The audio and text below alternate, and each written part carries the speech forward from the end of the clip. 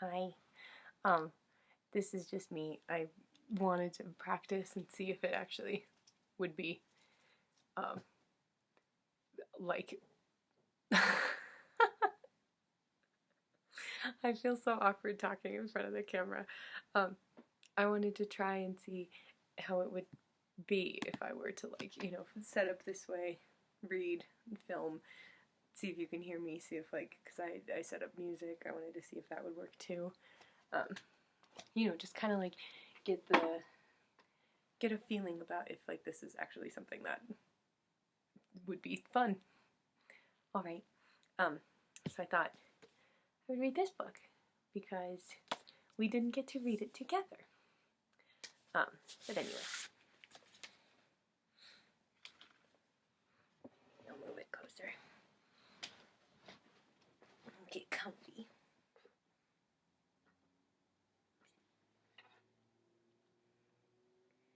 Get our music started. I wonder if you'll be able to hear that. Let me know. All right. Feels a little too loud for me. So, what moves the dead?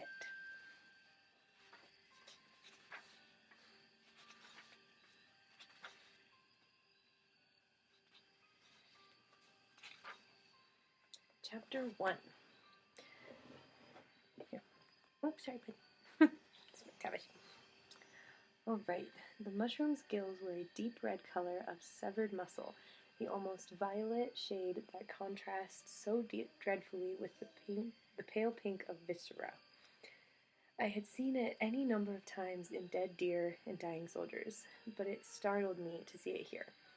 Perhaps it would not have been so unsettling if the mushrooms had not looked so much like flesh. The caps were clammy, swollen beige, puffed up against the dark red gills. They grew out of the gasps in the stones of the tarn-like tumors growing from diseased skin. I had a strong urge to step back from them, an even stronger urge to poke them with a stick. I felt vaguely guilty about pausing in my trip to dismount and look at the mushrooms, but I was tired. More importantly, my horse was tired. Madeline's letter had taken over a week to reach me, and no matter how urgently worded it had been, 5 minutes more or less would not matter. Hob, my horse, was grateful for the rest, but seemed annoyed by the surroundings. He looked at the grass and then up at me, indicating that this was not in a quality to which he was accustomed. "You can have a drink," I said, "a small one, perhaps." We both looked into the water of the tarn. It lay dark and very still, reflecting the grotesque mushrooms and the limp gray sedges along the edge of the shore. It could have been 5 feet deep or 55. "Perhaps not," I said. I found that I didn't have much urge to drink the water either. Hob sighed in the manner of horses who find the world not to their liking and gazed off into the distance. I looked across the tarn to the house and sighed myself. It was not a promising sight. It was an old, gloomy manor house in an old, gloomy style. A stone monstrosity that the richest man in Europe would be hard-pressed to keep up. One wing had collected into a pile of stone and jutting rafters. Madeline lived there with her twin brother Roderick Usher, who was nothing like the richest man in Europe. Even by Riveria's small, rather backward standards, the Ushers were genteelly impoverished. By the standards of the rest of European nobility, they were as poor as church mice, and the house showed it. There were no gardens that I could see. I could smell a faint sweetness in the air, probably from something flowering in the grass, but it wasn't enough to dispel the sense of gloom. "I shouldn't touch that. I shouldn't touch that if I were you," called a voice behind me. I turned. Hob lifted his head, found the visitor as disappointing as the grass in the tarn, and dropped it again. She was, as my mother would say, a woman of certain age. In that case, that age was about 60. She was wearing men's boots and a tweed riding habit that may have predated the manor. She was tall and broad and had a gigantic hat that made her even taller and broader. She was carrying a notebook and a large leather knapsack. Pardon? I said. The mushroom, she said, stopping in front of me. Her accent was British, but not London. Somewhere off in the countryside, perhaps. The mushroom, young, her gaze swept down, touched the military pins on my jacket collar, and I saw the flash of recognition across her face. Aha. No, recognition is the wrong term. Classification, rather. I waited to see if she would cut the conversation short or carry on.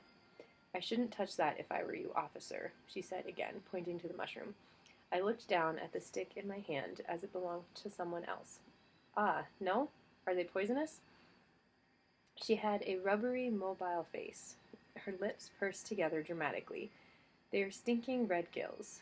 A foetida, not to be confused with a fodissima.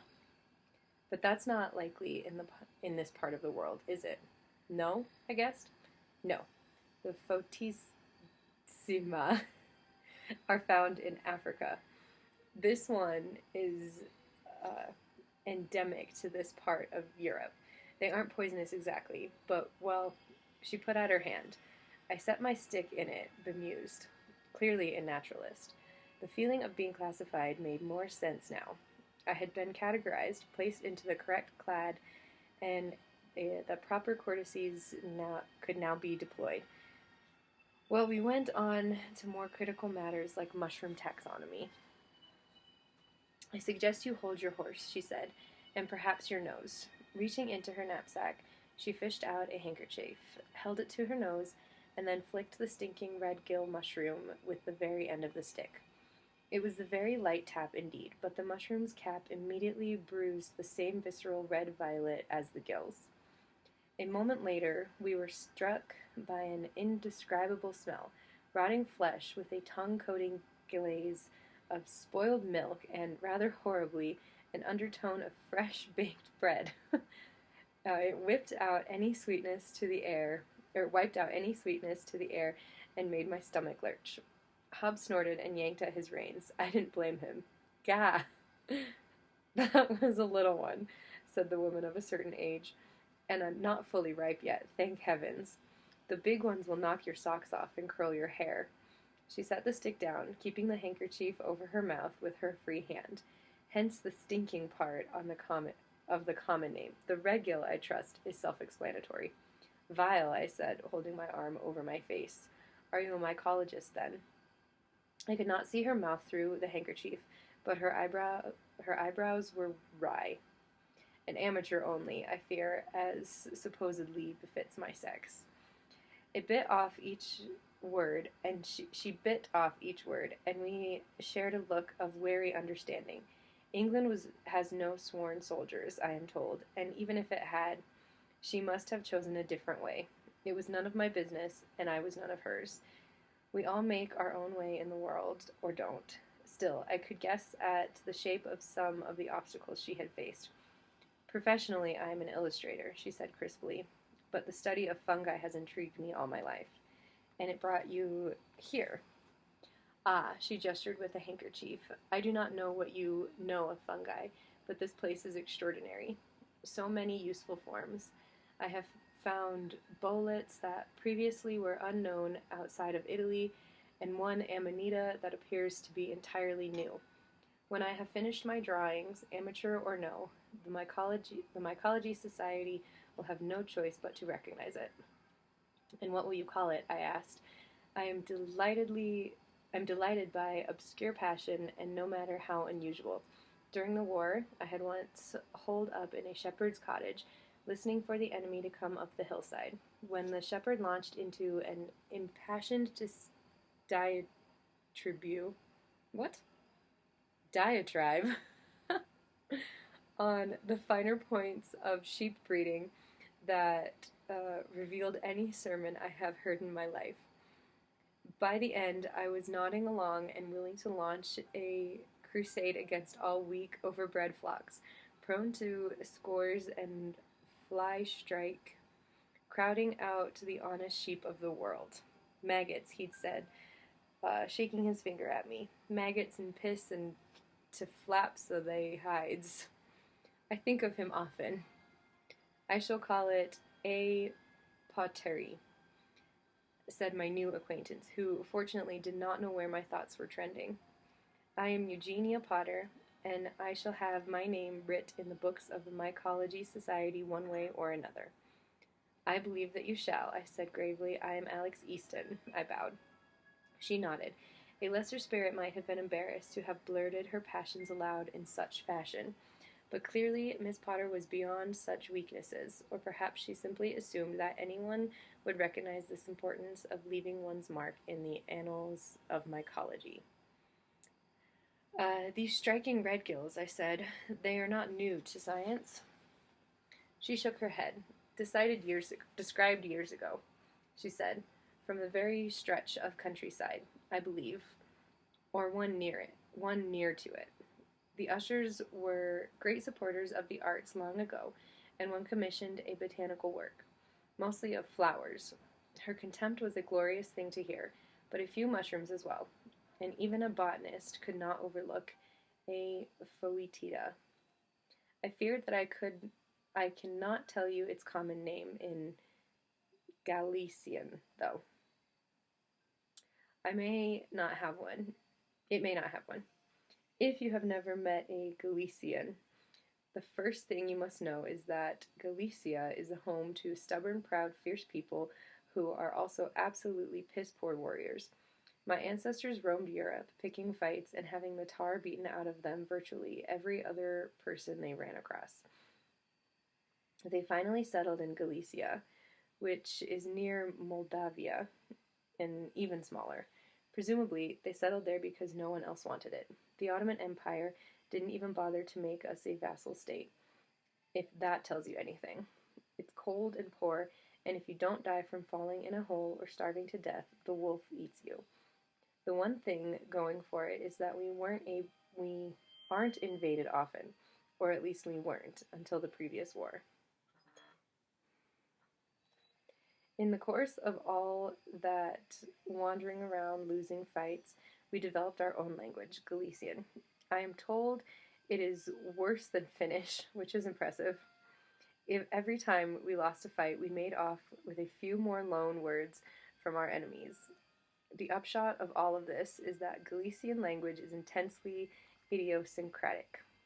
We have 7 sets of pronouns, for example, one of which is for inanimate objects and one of which is used only for God. It's probably a miracle that we don't have one just for mushrooms. Miss Potter nodded. That is the Usher house on the other side of the tarn, if you were curious. Indeed, I said. It is where I am headed. Madeline Usher was a friend of my youth. Oh, said Miss Potter, sounding hesitant for the first time. She looked away. I have heard she is very ill. I am sorry. It has been a number of years, I said, indistinctly touching the pocket with Madeline's letter tucked into it. Perhaps it is not so bad as they say, she said, in what was undoubtedly meant to be a jollying tone. You know how bad news grows in villages. Sneeze at noon, and by sundown the gravedigger will be taking your measurements. We can but hope. I looked down again into the tarn. A faint wind stirred up ripples, which lapped at the edges. As we watched, a stone dropped from somewhere on the house and plummeted into the water. Even the splash seemed muted. Eugenia Potter shook herself. Well, I have sketching to do. Good luck to you, Officer Easton. And to you, Miss Potter. I shall look forward to word of your Amanitas. Her lips twitched. It's not the Amanitas. I have great hopes for some of these bullets. She waved to me and strode out across the field, leaving silver boot prints in the damp grass. I led Hob back to the road, which skirted the edge of the lake. It was a joyless scene, even with the end of the journey in sight. There were more of the pale sedges and a few dead trees, too gray and decaying for me to identify. Miss Potter presumably knew what they were, although I would never ask her to lower herself to identify mere vegetation. Mosses coated the edge of the stones, and more of the stinking red gills pushed up in obscure little lumps. The house squatted over it like the largest mushroom of them all. My tinnitus chose that moment to strike, a high-pitched wine ringing through my ears, drowning out even the soft lapping of the tarn. I stopped and waited for it to pass. It's not dangerous, but sometimes my balance becomes a trifle questionable, and I had no desire to stumble into the lake. Hob is used to this, and waited with a stoic air of a martyr undergoing torture. Sadly, when my ears sorted themselves out, I had nothing to look at but the building. God, but it was a depressing building. It was a depressing scene. It is a cliche to say that a building's windows look like eyes, but humans will find faces in anything, and of course the windows would be the eyes.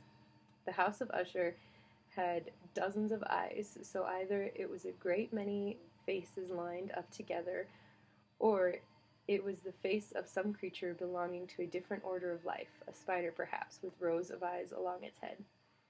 I'm not, for the most part, an imaginative soul. Put me in the most haunted house in Europe for a night, and I shall sleep soundly and wake in the morning with a good appetite. I lack any psychic sensitivities whatsoever. Animals like me, but I occasionally think they must find me frustrating, as they stare and twitch at unknown spirits, and I say inane things like, "Who's a good fellow then?" and "Does Kitty want a treat?" Look, if you don't make a fool of yourself over animals, at least in private, you aren't to be trusted. That was one of my father's maxims, and it's never failed me yet. Given the lack of imagination, perhaps you will forgive me when I say the whole place felt like a hangover. What was it about the house and the tarn that was so depressing? Battlefields are grim, of course, but no one questions why. There was a there was This was just another gloomy lake with a gloomy house and some gloomy plants. It shouldn't have affected my spirits so strongly. Granted, the plants all looked dead or dying. Granted, the windows of the house stared down like eye sockets in a row of skulls, yes. But so what? Actual rows of skulls wouldn't affect me so strongly. I knew a collector in Paris. Well, never mind the details. He was the gentlest of souls, though he did collect rather odd things. But he used to put festive hats on his skulls depending on the season, and they all looked rather jolly. Usher's house was going to require more than festive hats. I mounted Hob and urged him into a trot, the sooner to get to the house and put this scene behind me.